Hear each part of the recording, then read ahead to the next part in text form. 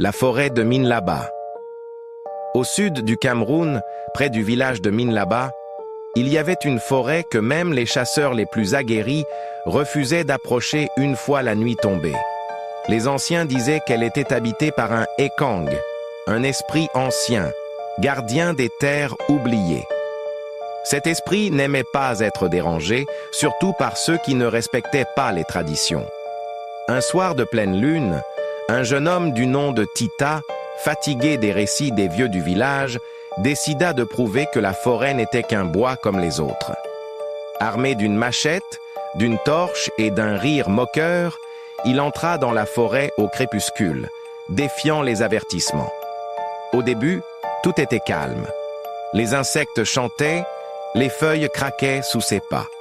Mais plus il avançait, plus le silence devenait pesant. Les arbres semblèrent se rapprocher. La lune disparaissait derrière une brume épaisse. Puis, il l'entendit.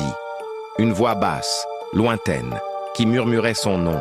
Tita, Tita. Il se retourna, pensant à une farce. Mais il était seul. Quand il tenta de rebrousser chemin, les arbres avaient changé. Le sentier avait disparu. Les feuillages bougeaient sans vent. Des yeux rouges apparurent entre les troncs. L'esprit était là, grand, voûté, couvert de feuilles mortes et de boue. Son visage ressemblait à un masque en bois rongé par le temps. Il parle sans ouvrir la bouche. « Tu as troublé la paix des anciens. » On ne retrouva jamais Tita, mais chaque pleine lune, on entend des rires nerveux et des cris étouffés sortir de la forêt de Minlaba.